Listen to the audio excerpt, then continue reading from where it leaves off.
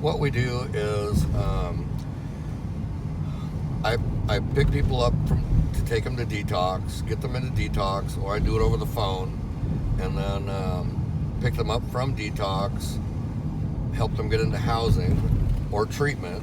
Ultimately, hopefully treatment first, but some don't want that. So I help them get jobs, help them get their resumes made out, take them to social services, whatever it might be to help them get on their feet to get going. Right now, most of the state programs are dried up, so they almost have to go get a job in order to get funding. So if they're a male, we can put them in our transitional home, which is Nick's place.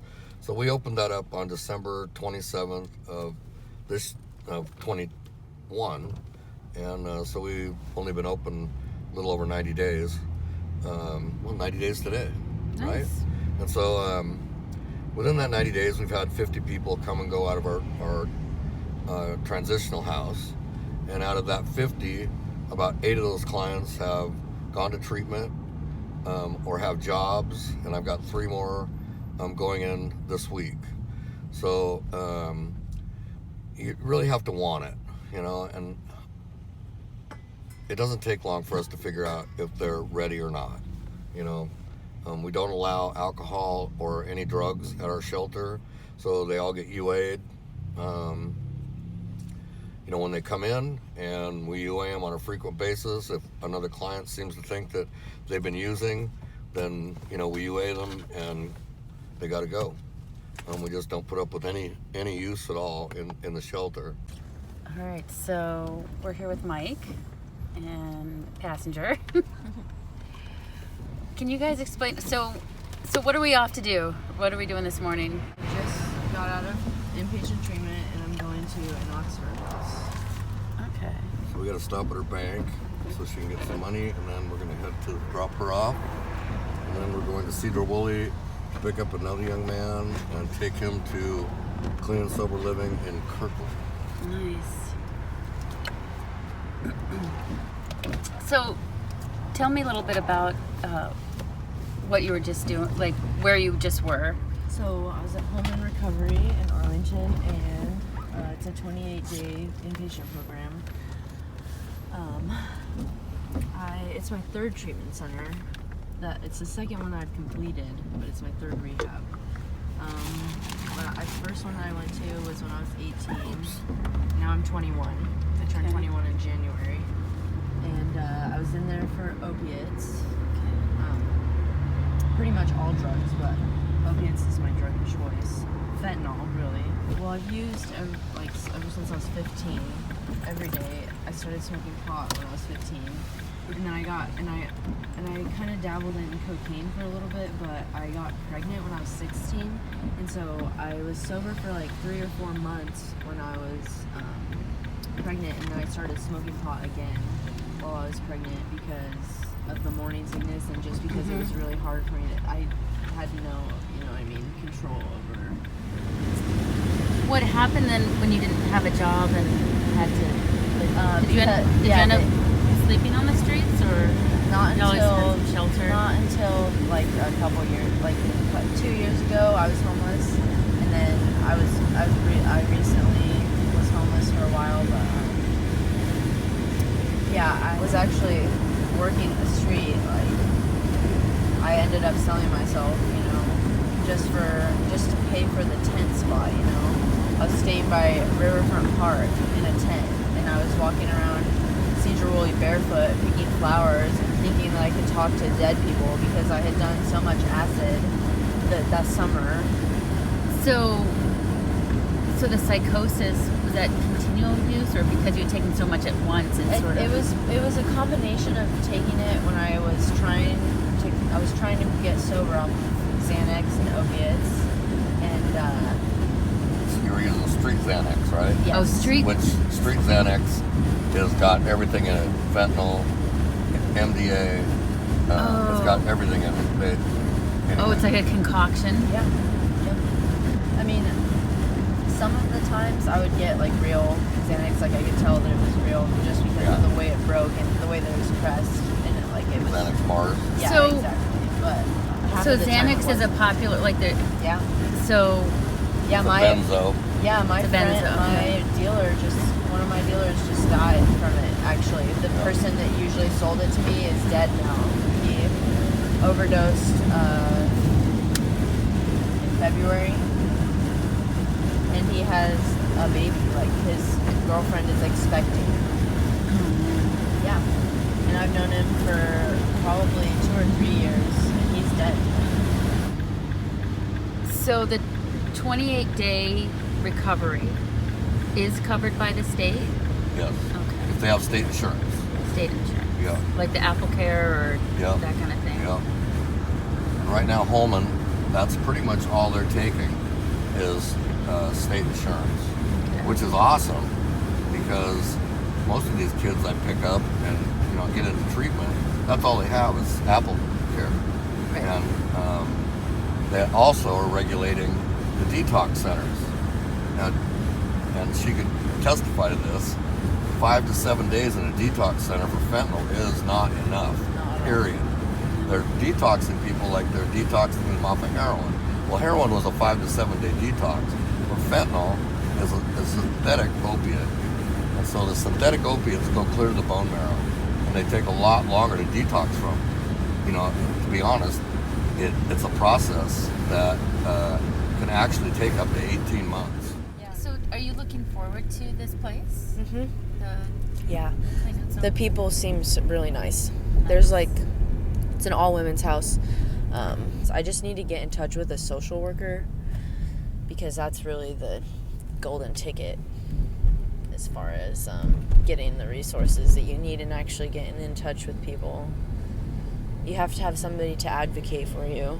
Otherwise, you just get told, "Oh, I'll transfer this message.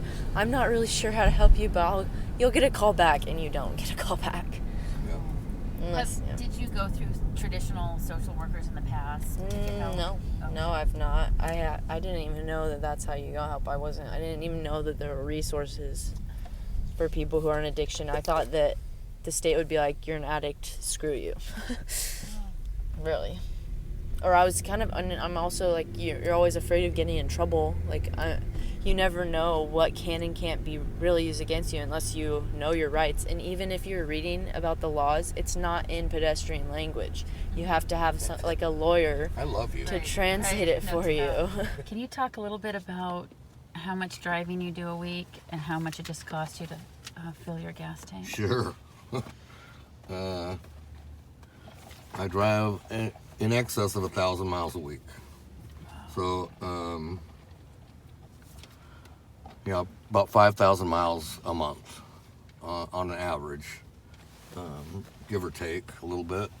And now with the way gas is, we're hemorrhaging through money. It's costing me anywhere from $800 to $1,000 a week in fuel and maintenance for the van. A good example, I just filled up, How much was it? $96.03, and it could have taken more. So where are we off to right now? Off to Pioneer Center North, which is another treatment center run by Pioneer Services. Okay. And this system here, this treatment center, can keep people here up to 90 days. But it's a process. It's a 28-day program initially.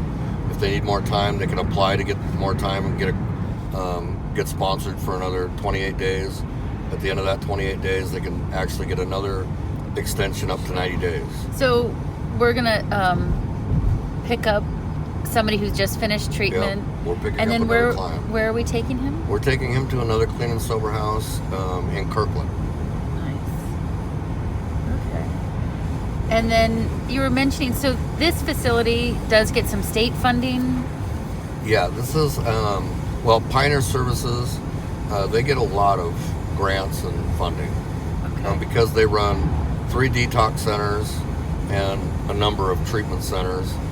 This one being their main one. This is the only men's facility. So for the person who's going to one of these treatment facilities, are there any out-of-pocket costs or? No. Okay. No, this is all paid for by Apple Care. Okay. And none of these places we're going even takes private insurance. They have to be on Medicaid or Medicare. What kind of waiting list is there to get in? So are there people like backlog that they want treatment? Sometimes, and I'm they can't really get in? fortunate because I have a number of people I work with and that know what I do. You know, all the detox centers know me. The treatment centers mostly know me. And so I can actually call, find out if they have a bed. And I do that when I get somebody into, I ask them and talk to them as we get in, taking them to detox. If they want to go to treatment, I tell them what that process takes because they have to advocate for themselves while they're at detox to go straight into treatment. And there's a law in the books, but it's not really held up, that if a person wants to go to detox or treatment out of detox, it's supposed to be a seamless transition from detox straight to treatment. So And you're that saying there's doesn't happen. usually like a gap, There's a gap. and then is Usually that kind of a gap. high risk gap then? Yeah. Usually, like the young lady we were just talking to that got out of detox, went out and relapsed, you know, and then before she could get into treatment again, we had to take her to detox you know, Again. and then she got into treatment. Okay. Yeah, because you can't go to treatment high. My problem started when I was 16. I got hurt in football. I tore my lateral meniscus and ACL overlap tear. And they put me on painkillers. And that's when it started. And it started with the Percocets. And then when those went away in about 2015, I started smoking heroin off and on. A lot of it was so and then that's kind of disappeared, so I kind of switched over. What was your drug of choice, or what were you using? My drug of choice is opiates and alcohol. Okay. So How long were you using fentanyl? just a week and a half. Okay. This time that I started using in like September, and then through November, and then I had a couple months off, and then I slipped up again. Okay. How were your living conditions before you went to treatment? It was okay. It was a good house and everything, but there wasn't much support. No Everyone kind of just did their own thing and stayed locked up in their rooms all day. So it just wasn't the right situation for me. Always easy to find something anywhere on Drugs. 28th. Find anything in 5 minutes, really 10 minutes. Yeah. So A good 70% of plugs, if you're meeting in Everett, you're meeting on 128th. Yeah.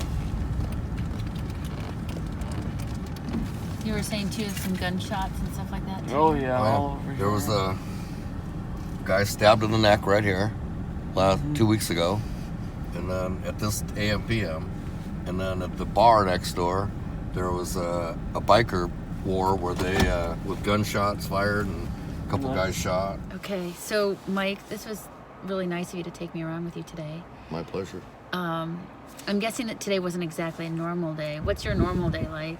Normal days, when it starts when I turn my phone on usually. Uh-huh. Well, I got a few of those calls today, but I'd already talked to them earlier this morning about getting people into detox because I knew my day was pretty much scheduled today. So luckily I was able to get them rides, or they had rides to get to detox and treatment.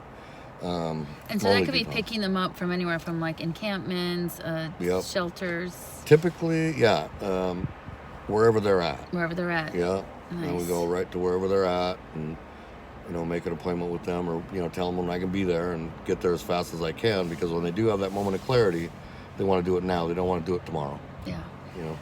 Is there, so we're sitting actually here in front of Holman Recovery. So this is where people come after detox. Yep. And then today we were able to help a couple people get from detox to From treatment to their new To clean and sobriety. sober housing, nice. Okay. That must feel good. It does. Feels like a step in the right direction. Yeah, and both of them were in detox, and I've met both of them prior to this, and amazing to see the transformations. Yeah. That's really what is my payment. Yeah.